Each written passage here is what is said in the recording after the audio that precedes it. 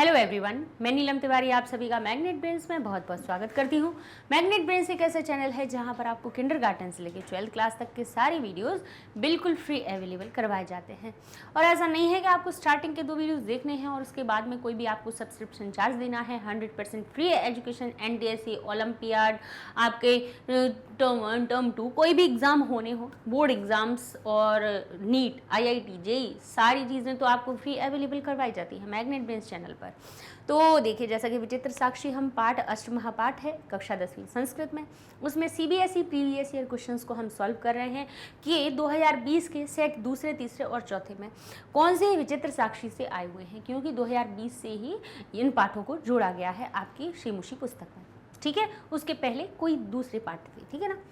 तो पठित अवबोधन की तरह आता है, गद्यांश दे दिया जाता है आपको पाठ का और उससे जुड़े हुए प्रश्न उत्तर पूछे जाते हैं। जैसे लिखा है अधोलिखिता नाम, यानी अधः यानी नीचे, लिखिता नाम लिखे हुए, गद्यांशान गद्यांश को, क्योंकि देखिए जहाँ पे विभक्ति हो सही अर्थ जोड़िए तो तभी समझ में आएगा।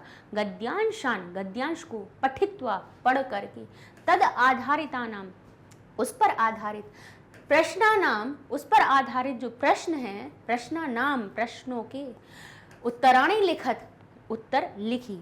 ठीक है, प्रश्नों के आपको उत्तर लिखना है। तो यहाँ पे हम पहले गद्यांश को पढ़ेंगे। लिखा है अग्रिमे दिने सह आरक्षी, अगले दिन, अग्रिमे दिने अगले दिन, सह आरक्षी वह जो सिपाही था, चौराभियोगे चोरी के अभियोग में, तम उसको न्यायालय नीतवान, न्यायालय को ले जाता है। अब किसको ले जाता है, कहाँ की बात हो रही है, न्यायालय की। ये सब विचित्र साक्षी की बात हो रही है। अग्रिमे दिने जो सिपाही था उसको चोरी के अभियोग से, उसके ऊपर एक इल्जाम लगा देता है, उसके ऊपर आरोप लगा देता है। तो चोरी के आरोप में उसको, क्योंकि योगे लिखा है अभियोगे, तो मैं का अर्थ निकल रहा है, या पर लगा दें या मैं लगा दें तो मैं का अर्थ सही निकल रहा है कि चोरी के आरोप में उसको न्यायालय नीतवान, न्यायालय ले जाता है। न्यायाधीश, न्यायाधीश जो थे, न्यायाधीशो जो ओ की मात्रा है, ओ कहाँ से आई है अकेली मात्रा, उत्तर संधि से, क्योंकि आगे ब लिखा हुआ था। तीसरा, चौथा, 5वां अक्षर कोई भी होता है तो विसर्ग हमारा उ की मात्रा में बदल जाता है। न्यायाधीश बंकिम चंद्र, न्यायाधीश जो बंकिम चंद्र थे, उभाभ्याम दोनों, उभाभ्याम दोनों से ही पृथक पृथक अलग अलग विवरण को श्रुतवान सुना। बंकिम चंद्र ने, न्यायाधीश बंकिम चंद्र ने दोनों के ही पृथक पृथक विवरण को सुना। सर्वम सारे, वृत्तम सारे, वृत्तम अवगत्य सारी बात को अवगत्य जान कर के, लियप लकार लगा है तो कर और करके का अर्थ निकाला। अवगत्य, देखिए गम का अर्थ होता है जाना, ठीक है, और अव लगा देने से उसका अर्थ हो जाता है समझना। सारे वृत्त, सारी बात को समझ करके, अवगत्य, अब यहाँ पे ल्यप लकार लगा तो ये हमारा हो गया, गम की माँ का लोप हो गया और ताब में परिवर्तित होके या लग गया, तो ये अर्थ हो गया अवगत्य, यानी जान करके, सारे वृत्तांत को जान करके, सारी बात को जान करके, स वे तम उसको निर्दोषम अमन्यत, निर्दोष मान लेते हैं। आरक्षिणम और आरक्षी को और सिपाही को दोष भाजनम, वे उसको, यानी उसकी की बात किसकी हो रही है, उस वो निर्धनजन की, उस निर्धनजन को निर्दोष मान लेते हैं और आरक्षी को दोष भाजी मान लेते हैं। किंतु लेकिन प्रमाणाभावात, प्रमाण के अभाव में, प्रमाण की कमी से, स वह निर्णय, तुम निर्णय करने के लिए ना शक्नोत, नहीं कर सकते हैं, वे प्रमाण के अभाव में निर्णय नहीं कर सकते हैं। ततौ असौ, तब दोनों, तौ अग्रमे दिने, ततः तब, असौ यानी तब, उन दोनों, तौ अग्रमे दिने उपस्थातुम आदिष्टवान, तब उन दोनों को, तौ उन दोनों को, असौ उनके द्वारा, अग्रमे दिने उन दोनों को ही अगले दिन, उपस्थातुम उपस्थित होने के लिए, तुम उन प्रत्यय है इसलिए क्या लगा रहे हैं, के लिए का अर्थ लगा रहे हैं। तब उन दोनों को अगले दिन उपस्थित होने के लिए आदिष्टवान, आदेश दिया गया। अन्येद्युः अगले दिन, तौ दोनों ही, न्यायालय, न्यायालय में, स्व स्व पक्षम अपने अपने पक्ष को, पुनः स्थापित बनतो फिर से स्थापित करते हैं। तदैव तभी, कश्चित तत्रत्य कहते हैं तदैव, तदा एव शब्द से मिलकर बना तदैव, तब ही, कश्चित कोई, तत्रत्य वहीं का ही कर्मचारी, तदैव वहीं का ही कोई कर्मचारी, समागत्य सम आगत्य सामने आकर के न्यवेद्यत निवेदन करता है कि, यत का अर्थ क्या, कि इतः यहाँ से क्रोशद्वया अंतराले यानी 2 कोश के अंतराल पर, 2 कोश की दूरी पर, कश्चित जनः कोई जन, केनापि किसी के द्वारा, हतः मार दिया गया है, कश्चित जनः कोई जन, यहाँ पे ताकज्जा हो गया, ठीक है। तो यहाँ पे कह रहे हैं कश्चित जनः कोई जन, कोई व्यक्ति, केनापि किसी के द्वारा मार दिया गया है, तस्य मृत शरीरम और उसका मृत शरीर, राजमार्गम निक्षा राजमार्ग के निकट वर्तते है, उसका शरीर राजमार्ग के निकट है। आदिश्यताम आदेश दीजिए, ताम किम करणीयम इति, आदिश्यताम आदेश दीजिए कि क्या करना है, इति ऐसा बताइए कि क्या करना है। न्यायाधीश न्यायाधीश, आरक्षिणम आरक्षी को, अभियुक्तम और जिसको आरोपी को, आरक्षी को और अभियुक्त यानी जिस पे आरोप लगाया गया था, अभियुक्त को यानी आरोपी को, आरक्षी और का अर्थ हम बीच में बोलते हैं हिंदी में, लेकिन च संस्कृत में पीछे लगाया जाता है। आरक्षी और अभियुक्त को तम शवम उस शव को न्यायालय आने तुम न्यायालय में लाने के लिए आदिष्टवान आदेश देते हैं। न्यायाधीश ने किस किस को कहा, आरक्षी को और अभियुक्त को उस न्यायालय को, उस शव को न्यायालय में लाने के लिए आदेश देते हैं, आदेश दिया। एक पदेन उत्तर अब इससे जुड़े हुए आएंगे। आपने गद्यांश को पढ़ लिया, ध्यान से पढ़ लिया, अब इसके बाद उत्तर अब आराम से दे पाएंगे। लिखा है न्यायाधीशः कः आसीत्, न्यायाधीश कौन थे, तो कह हमारा कौन थे, बंकिम चंद्र, प्रथमा विभक्ति एक वचन है, न्यायाधीश के बाद लिखा हुआ है न्यायाधीशः, कौन थे, बंकिम चंद्र। कह का अर्थ है अर्थात प्रथमा विभक्ति एक वचन का शब्द मिलेगा तो बंकिम चंद्र लिखा हुआ है। तो ये हमारा उत्तर हो गया। कस्य अभावात न्यायाधीशः निर्णेतुम न शक्नुत, किसके अभाव में, किसके अभाव में, अब अभाव की बात क्या लिखी थी, लिखा हुआ था प्रमाणाभावात सह निर्णेतुम न शक्नुत, लेकिन प्रमाण के अभाव में वे निर्णय करने में नहीं थे। तो प्रमाण शब्द आया, अभाव तो उन्होंने अलग कर दिया है, तो प्रमाण आ रहा है। प्रमाण या तो हम या तो कस्य के स्थान पर प्रमाणस्य अभावात लिखें, 2 तरह से उत्तर बन सकता है इसका, क्योंकि कस्य लिखा है तो षष्ठी का एक वचन लगा के हमें अभाव को अलग ही रहने देना है, तो प्रमाण शब्द लिखना है तो हम लिख सकते हैं प्रमाणस्य, प्रमाण के अभावात न्यायाधीशः निर्णेतुम न शक्नुत, या फिर अपना जो अपने उत्तर कहाँ पे दिया हुआ है, अभाव शब्द के साथ में सामासिक पद जो बना हुआ है उसी को न्याय प्रमाणाभावात लिख देंगे तो वो भी हमारा उत्तर सही बन जाएगा। न्यायालय कह समागत्य निवेद्यत, न्यायालय में कौन सामने आके, कौन आया था, समागत्य सामने कौन आया था, पहले आगे देखिए, कश्चित कोई, तत्रत्य वहीं का ही कर्मचारी, तो कर्मचारी हमारा प्रथमा विभक्ति एक वचन का शब्द मिल गया, तो ये हमारा उत्तर बन गया। ठीक है, आगे पूर्ण वाक्य में उत्तर लिखा है न्यायाधीशः कः शवम न्यायालय आदि आने तुम आदिष्टवान, न्यायाधीश किनको, कऊ होगा यहाँ पे लिखेंगे, कऊ यानी किन दोनों को शव को न्यायालय में लाने के लिए आदेश देते हैं, किन दोनों को देते हैं, तो यहाँ पे लिखा हुआ है किन किन को, न्यायाधीशः। अब हमारा पूर्ण वाक्य में लिखना है तो हम लिख देंगे न्यायाधीशः आरक्षिणः अभियुक्तम च तम शवम न्यायालय आने तुम आदिष्टवान, पूर्ण वाक्य का उत्तर उठा के लिख देंगे। आगे लिखा है तत्रत्य कर्मचारी समागत्य किम न्यवेद्यत, वहाँ का ही कर्मचारी सामने आकर के सामने आकर क्या निवेदन करता है, तो न्यवेद्यत से हम बता देंगे। तत्रत्य कर्मचारी समागत्य न्यवेद्यत यत इतः क्रोशद्वयान्तराले कश्चित् जना केनापि हतः तस्य मृत शरीरम राजमार्गम निक्षा वर्तते आदिश्यताम किम करणीयम इति, तो ये यहाँ का उसने जो निवेदन किया वो बता दिया। ठीक है, इस तरह से भाई पूर्ण वाक्य के उत्तर बनने हैं। बात यह है कि अगर आप गद्यांश पाठ को ढंग से पढ़ा है तो सारी चीज़ें आप कर लेंगे, रिवाइज करेंगे तो सब चीज़ बन जाएगी। अगला प्रश्न है प्रदत्त विकल्पेभ्यः उचितम उत्तरम चित्वा लिखत, प्रदत्त दिए गए विकल्प में से उचित उत्तर को चुनकर आपको उत्तर लिखना है। निरपराध, निरपराध इतस्य पर्याय पदम गद्यांशे प्रयुक्तम, निर अपराध यानी बिना अपराध वाला, जिसने अपराध ना किया हो। निरपराध जो शब्द बना है हमारा, किससे बनकर मिलकर बना है बता देते हैं।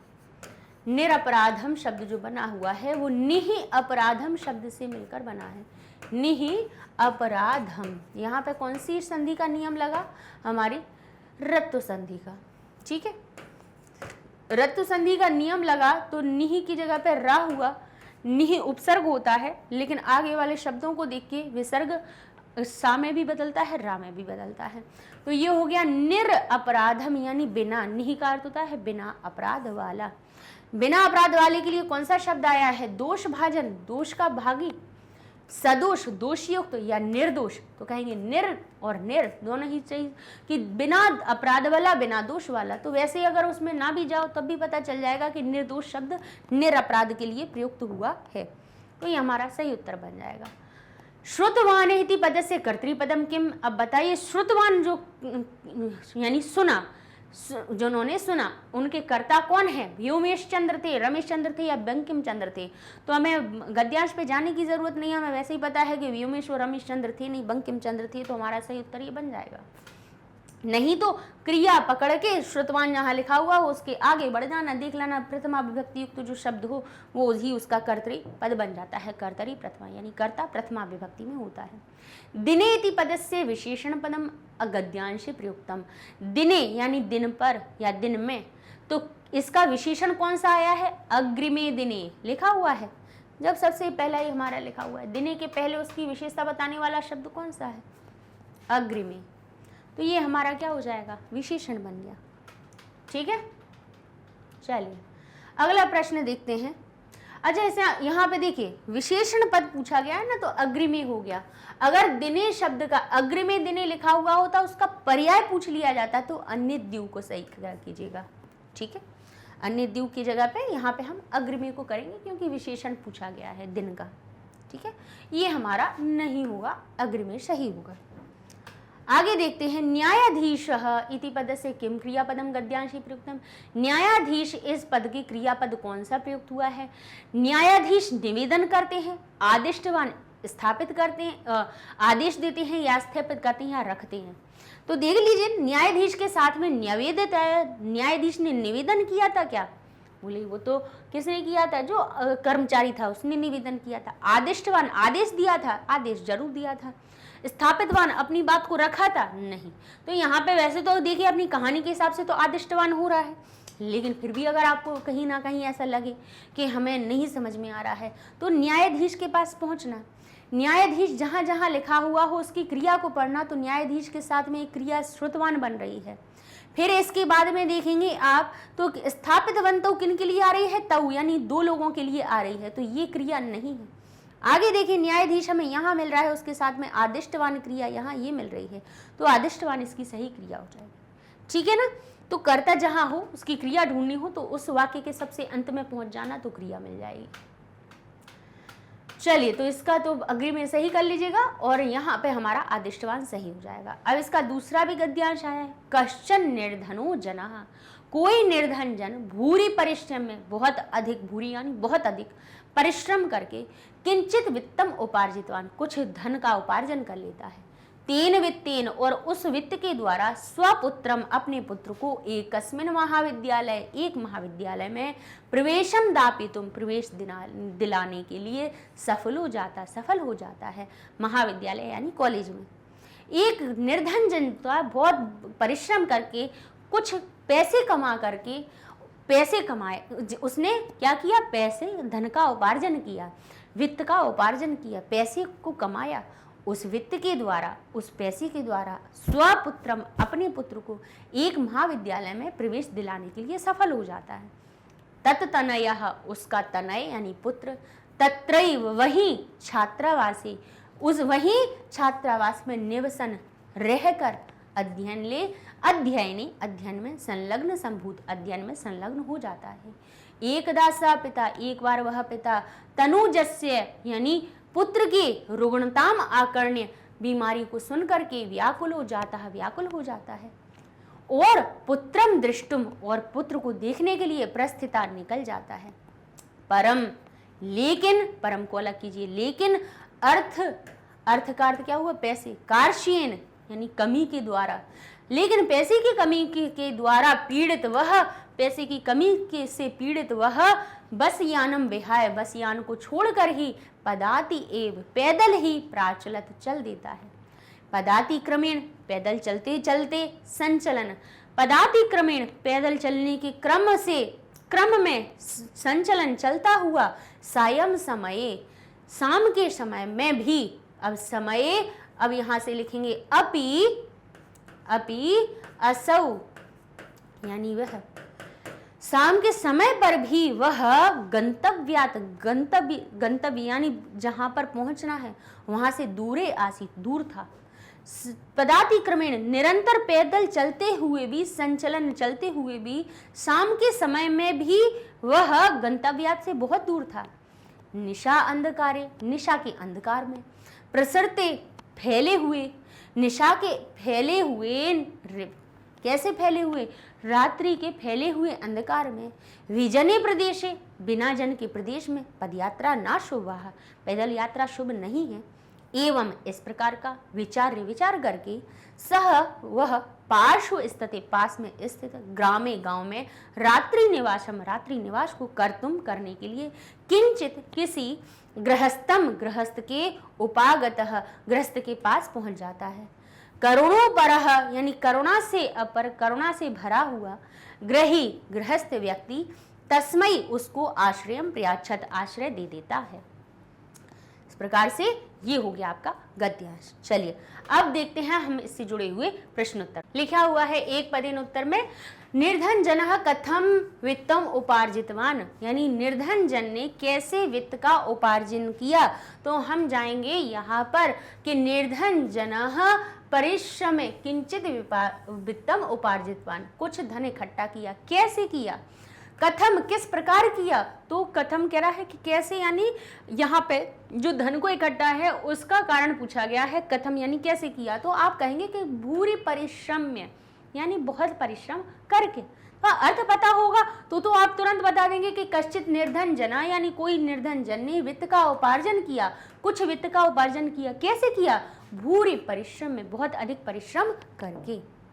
ठीक है, तो ये इसका क्या बन जाएगा? उत्तर हो जाएगा। अब लिखा है तत्तनयः उसका पुत्र छात्रावासी छात्रावास में निवसन निवास करते, कस्मिन संलग्न संभूत किसमें संलग्न हो गया था? उसका छात्र छात्रावास में रहता हुआ किसमें संलग्न हो गया? तो कस्मिन शब्द कह रहा है कि जो उत्तर आने वाला है सप्तमी विभक्ति का एक वचन होना चाहिए, चाहे पुल्लिंग का हो या नपुंसकलिंग का, लेकिन होगा सप्तमी विभक्ति युक्त, जहां पे ये बात हो रही होगी।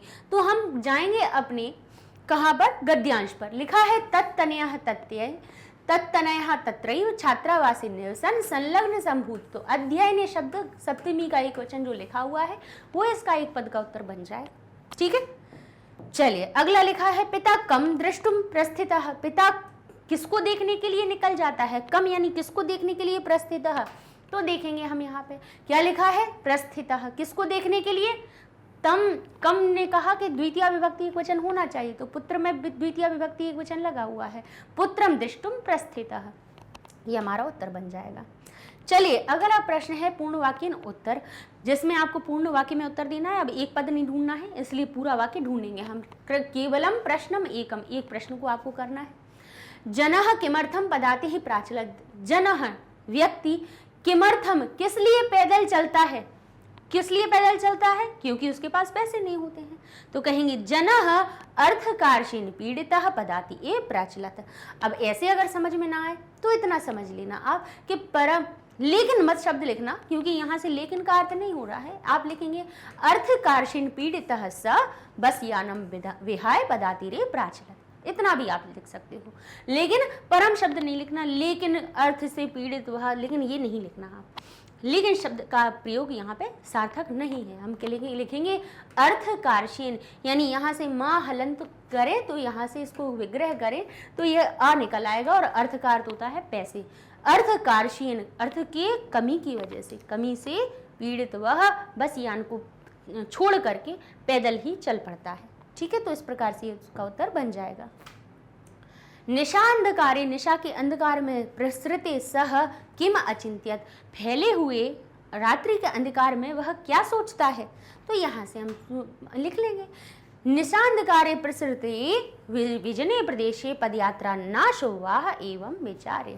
इस प्रकार से विचार करके सह पार्श्व स्थिते ग्रामे निवासिम कर्तुन। अब ये पूरा लिखने का, लेकिन उसने क्या विचार किया था कि कौन सी विजन प्रदेश में, उसने कहा था कि निशा अंधकार में विजन प्रदेश में पदयात्रा ना शुभ हुआ।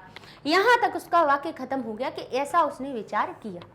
ठीक है, फिर विचार करके उसने फिर पास के गांव में रुका, उसके गृहस्थ के पास आया, तो इतनी सब कुछ बात लिखने की जरूरत नहीं है। और अगर ना आ पाए तो फिर आप लिख दोगे तो फिर कोई दिक्कत भी नहीं है, गलत भी नहीं होगा, लेकिन जितनी बात पूछी जाए उतना उत्तर मिलेगा। तो ये कहेंगे निशांधकारे प्रसृते विजने प्रदेशे पदयात्रा ना शुभवा एवं विचिंत्यत, ऐसा उसने सोचा। लेकिन विचारे नहीं लिखेंगे क्योंकि विचिंत्यत अचिंत्यत लिख सकते हैं, विचिंत्यत लिख सकते हैं, तो यहाँ से आप लिख पाएंगे।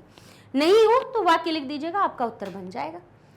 चलिए अगला आपका गद्यांश जो आया है, लिखा है विचित्रा दैवगति। दैवगति बड़ी विचित्र होती है। तस्याम एव उस ही रात्रि में, तस्मिन ग्रहे उसके घर में, कश्चन चौरः कोई चोर, ग्रहाभ्यंतरः प्रविष्टः घर के अंदर प्रवेश कर जाता है, तत्र निहिताम एकाम मंजूषाम वहां पर निहित रखी हुई एकाम मंजूषाम एक मंजूषा को आदाय ले करके पलायतः भाग जाता है। चौरस्य चोर की पाद ध्वनि ना, चोर के पैरों की ध्वनि से प्रबुद्धो अतिथि जगा हुआ अतिथि, चोर शंकया चोर की शंका से, तम अनुधावत किससे मिलकर बना है, तम अनुधावत उसका पीछा करता है, अग्रहणाच और पकड़ लेता है, अग्रहणाच और पकड़ लेता है।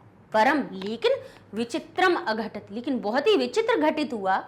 चौरः एव चोर ही उच्चैः जोर से, क्रोशितुम आरभत, क्रोशितुम यानी चिल्लाना शुरू कर देता है, चोरो अयम चोर ही चिल्लाना शुरू कर देता है, यह चोर है, यह चोर है। इति तस्य उसके तार स्वरेण उसके तेज ध्वनि से, प्रबुद्धा जागे हुए, ग्रामवासीना जागे हुए जो ग्रामवासी हैं, स्वग्रहात अपने घर से निष्क्रम में बाहर निकल के, तत्रागच्छन वहां आए, और वराक लिखिए, वराक यानी बेचारे, वराकम बेचारे, अतिथि को ही एव अलग कर दीजिए।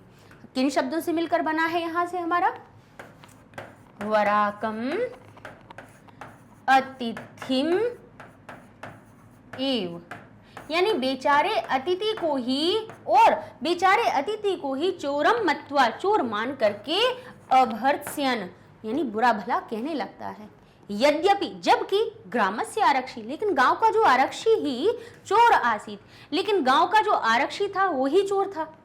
तत्क्षणम एव उसी क्षण ही, रक्षा पुरुष जो रक्षा पुरुष था, सिपाही था, जो आरक्षी था, गांव का आरक्षी ही चोर था, लेकिन उसी क्षण वो क्या करता है, रक्षा पुरुष क्या करता है, तम अतिथिम उस बेचारे अतिथि को, चोरो अयम यह चोर है, इति प्राख्याप ऐसा बता करके, सभी को बता करके, ऐसा उस पर दोष लगा करके, कारागृह में प्राक्षिपत डाल देता है, कारागृह यानी जेल में डाल देता है।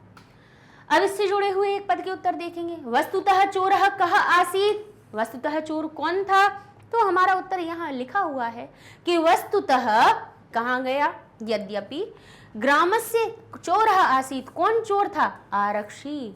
प्रथमा विभक्ति एक वचन का रूप कह के स्थान पे आरक्षी आ जाएगा। ठीक है, कीदृशी देवगति, देवगति कैसी होती है, विचित्रा। कीदृशी शब्द भी हमसे कह रहा है कि देवगति की विशेषता बताओ, तो देवगति के पहले कौन सा उसका विशेषण आ रहा है, विचित्रा, विचित्रा देवगति। ठीक है, अब यहाँ लिखा हुआ है कह यानी कौन, एकम मंजूषाम आदाय पलायता, कौन एक मंजूषा को लेकर के पलायन कर जाता है, बताइए। तो हम यहाँ कहेंगे चोर। कौन आया था, देखिए यहाँ से हम पढ़ेंगे, पहले उत्तर ढूंढेंगे। तस्याम एव, देखिए आदाय पलायतः, तत्र वहां निहिताम एकाम मंजूषाम आदाय पलायतः, यहाँ लिखा है वहां रखी हुई एक मंजूषा को लेके पलायन कर जाता है। अब वही तो पूछा है कि कौन पलायन कर जाता है, तो उसके और आगे यहाँ का वाक्य में पढ़ना पड़ेगा। हम कहेंगे तस्याम एव उस ही रात्रि में, तस्याम एव उसी रात्रि में तस्मिन ग्रहे उसके घर में कश्चन चौरः कोई चोर गृहाभ्यंतरः घर के अंदर प्रविष्टः प्रवेश करता है। तो यहाँ पे कौन पलायन कर जाता है? चोर कर जाता है। तो चोर को हम कैसे लिखेंगे? चौरः कैसे लिखेंगे? क्योंकि कह शब्द यहाँ पे कह रहा है कि जो उत्तर आना है उसमें प्रथमा विभक्ति एकवचन लगाइए तो उत्तर बन जाएगा चौरः। ठीक है, अब हमें एक पद में उत्तर देना है। ग्रामवासिना कम चोरम मत्वा अभर्त्स्यन्, किसको चोर मानकर भर्त्सना करते हैं? बताइए किसको मान लेते हैं? तो कहेंगे ग्रामवासिना वराकम अतिथिम एव, बेचारे अतिथि को ही चोरम मत्वा अभर्त्स्यन्। कम में द्वितीय है तो वराकम शब्द बेचारा शब्द था, अतिथि की विशेषता बता रहा था, तो वराकम अतिथिम एव, एव उसमें अव्यय लगा हुआ था, तो यहाँ पे कम के स्थान पे द्वितीय विभक्ति का रूप हो जाएगा और यहाँ पे लिखा हुआ है। नहीं ऐसे समझ में आया तो यहाँ पे समझ आना कि ग्रामवासिना किसको? वराकम अतिथिम एव चोरम मत्वा अभर्त्स्यन्। ठीक है ना? देखिए इसीलिए हम एक एक शब्द का अर्थ आपको बताते हैं कि उत्तर आपको याद समझ में आ जाए कि क्या आने वाला है।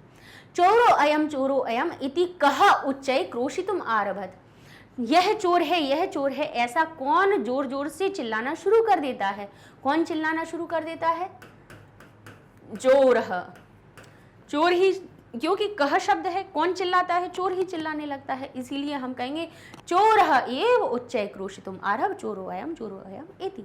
या फिर पूरा वाक्य प्रश्न के जैसा ही लिख दो, कह की जगह पे चोरः लिख देंगे तब भी हमारा सही हो जाएगा। ठीक है, चलिए अब इससे जुड़े हुए हमारा एक और प्रश्न आता है। प्रदत्त विकल्पेभ्यः उचितम उत्तरम चित्वा लिखत, नीचे हुए दिए गए विकल्पों में से उचित उत्तर को चुन के लिखिए। तो लिखा है अद्भुत, अद्भुत इतस्य किम पर्याय गद्यांशे प्रयुक्तम, अद्भुत का पर्याय कौन सा आया है?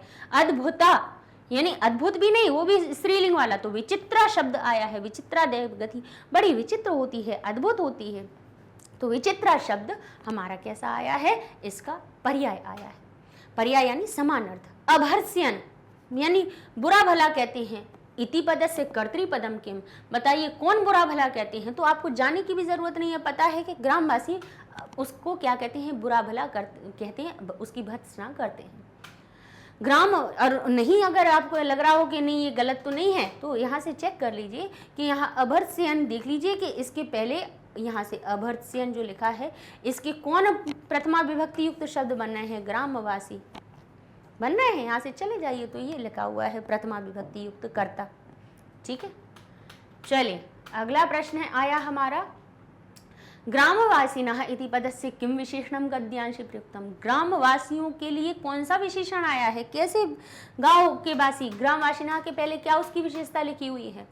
प्रबुद्धा, जागे हुए, तो ये प्रबुद्धा शब्द उसका क्या बन जाएगा? विशेषण बन जाएगा। ठीक है, अगला प्रश्न है निर्गतः यानी निकलता है, इति पदस्य विलोम पदम गद्यांशे प्रयुक्तम, निर्गत यानी बाहर निकल जाता है, इसका विलोम पद क्या आया? प्रविष्टः, प्रवेश करता है। यहां से देखिए ये लिखा है प्रविष्टः, निर्गतः यानी बाहर निकलना, प्रविष्टः यानी प्रवेश करता है, उल्टा इसका विलोम पद मिल गया। चलिए अगला हमारा आ जाता है प्रश्न, अधोलिखित कथांशम समुचित क्रमेण लिखत, नीचे हुए लिखे हुए कथांश को समुचित क्रम में आपको लगाना है, वही घटना क्रमानुसार लेखन। ठीक है, और लिखा है तत्र निहिताम एकम मंजूषाय आदाय पलायता, वहां पर रखी हुई एक मंजूषा को पलायन कर देता है। लेकिन ये तब कब की बात होगी? जब चोर अंदर आएगा। तो पहले हम चोर के अंदर आने वाला हम उत्तर देखेंगे, फिर इसके बाद देखेंगे कि वहां पे रखी हुई मंजूषा को लेकर जाने लगता है, और फिर इसके बाद लिखा है चौरः एव उच्चै क्रोशितुम आरभत चोरो अयम इति, चोर ही जोर जोर से चिल्लाने लगता है, यह चोर है, यह चोर है। ये तो तब की बात हुई जब उस अतिथि ने उसको पकड़ लिया था, है ना, तब की बात है। तो देखेंगे चोरस्य पादध्वनिना प्रबुद्धो अतिथि चोर शंकया तम अनुधावद अग्रहणात् च परम विचित्रम अघटत, लेकिन बड़ा विचित्र घटना हुई। चोर के पैर की ध्वनि से जागा हुआ अतिथि चोर की शंका से उसके पीछे दौड़ता है और अग्रहणात् और पकड़ लेता है। लेकिन बड़ा ही विचित्र अघटित हुआ कि चोर ही जोर जोर से चिल्लाने लगता है। तो ये इसके बाद का बन रहा है। ठीक है, अब यहाँ लिखा है तस्याम एव रात्रौ, उस रात्रि को ही कश्चन चोर, कोई चोर गृहाभ्यंतरम प्रविष्टम, कोई चोर घर के अंदर प्रवेश करता है। तो ये तब की बात होगी कि विचित्रा देवगति, देवगति बड़ी विचित्र होती है कि उसी रात्रि में कोई चोर घर के अंदर प्रवेश करता है, वहां रखी हुई एक मंजूषा को लेकर भागने लगता है। लेकिन अब इसके बाद देखेंगे यहाँ कहीं की बात आ रही है, बोले नहीं यहाँ तो वो तार स्वर्ण तेज आवाज में बोलेगा तो गांववासी उठ जाएंगे। यहाँ पे हम देखेंगे वह आरक्षी ही चोर था, वहां देखेंगे उसी क्षण रक्षा पुरुष उसको कारागृह में डाल देता है, तो ये सबसे अंत की बात है। तो यानी कि हमारा ये जो उत्तर है यहाँ के सही बन रहे हैं, हम कहेंगे विचित्रा देवगति तस्याम रात्रौ कश्चन चोर गृहाभ्यंतर प्रविष्टः, फिर कहेंगे तत्र निहिताम एकाम मंजूषाय आदाय पलायतः, चोर से बाद ध्वनि न प्रबुद्धो अतीतम चोर शंकया तम अनुधावत अग्रहणाच परम विचित्रम अघटत, चौरः एव उच्चै क्रोशितुम आरभत, चोरो अयम। तो उसके तस्य तार स्वरेण प्रबुद्धा ग्रामवासिनः स्वगृहात् निष्क्रम्य तत्रागच्छन् वराकम अतिथिम एव चोरम मत्वा अभर्त्स्यन्। यद्यपि ग्रामस्य आरक्षी एव चोर, लेकिन तत्क्षणं रक्षा पुरुषोत्तम अतिथिम चोरो अयम इति प्राख्याप कारागृहे प्रक्षिप्त। इस प्रकार से ये बन जाते हैं इसके घटनाक्रम के अनुसार लेखन, यानी जो कथा घटना जिस घटना से हुई उसको बता दिया और ये आपका हो जाता है। अब एक और आया हुआ है घटनाक्रमानुसार इसी पाठ से, एक और 7-8 वाक्यों को लेकर आपको अलग अलग करके लिख दिया गया है। जैसे लिखा है तेन वित्तेन, उस पैसे से स्वपुत्रम, अपने पुत्र को एकस्मिन महाविद्यालय, एक महाविद्यालय में प्रवेशम दापयोतुम सफला जाता, प्रवेश दिलाने में सफल हो जाता है। कश्चन निर्धनो जनः, कोई निर्धन जन भूरि परिश्रम, अधिक परिश्रम करके किंचित वित्तम उपार्जितवान, कुछ पैसा इकट्ठा करता है। तो पहला वाक्य तो ये होगा कि कोई निर्धन जन बहुत परिश्रम करता है और उस वित्त से, उस पैसे से अपने पुत्र को एक महाविद्यालय में प्रवेश दिलवा देता है। ठीक है, फिर इसके बाद क्या होगा, जब प्रवेश दिलवा देगा तब कहेंगे उसका पुत्र वहीं पर ही छात्रावासे निवसन अध्ययने संलग्नम संभूतः। ठीक है, अब इसके बाद क्या होगा कि वो अपने पुत्र की बीमारी के बारे में सुनेगा, तो आप कहेंगे एकदा पुत्रस्य रुग्णताम आकर्ण्य तत्र तम दृष्टुम प्रस्थितः। एकदा जो पिता था पुत्र की बीमारी का सुन करके उसको देखने के लिए निकल पड़ता है, लेकिन अर्थाभावेन, अर्थ के अभाव में पीड़ित वह सहवस यानम विहाय पदातिरे प्राचलत। अब लेकिन पदाति क्रमेण चलते चलते सायं समय भी, शाम के समय में भी वह गंतव्यात दूरे आसीत, गंतव्यात से बहुत दूर था। फिर इसके बाद फिर वो क्या करता है, वो कहता है कि निशा अंधकारे में प्रसृते विजनी प्रदेशे पदयात्रा नाशो वह इति स्मृत, ऐसा सोच करके वह पार्श्व स्थित ग्राम में रात्रि निवासम कर्तुम किंचित ग्रस्तम उपागतः। ठीक है, तो भाई कथा बड़ी है तो फटाफट पता चल रहा है कि किसकी बात कौन सा आया है, क्योंकि अर्थ भी स्पष्ट हो रहा है। लेकिन अगर कथा हम नहीं पढ़ेंगे तो फिर अर्थ नहीं आएगा, ना ही हम घटनाक्रम के अनुसार उसको लगा पाएंगे। तो इसलिए भाई पाठ को जरूर पढ़ना है। ठीक है, अगले वीडियो में हम जो सूक्त यह पाठ है उसके भी प्रीवियस ईयर के क्वेश्चन देखेंगे कि भाई कौन कौन से हमारे प्रश्न आए हुए हैं 2020 में, तो उनको जरा हम डिस्कस करेंगे, सॉल्व करवाएंगे। तो मिलते हैं नेक्स्ट वीडियो में, तब तक के लिए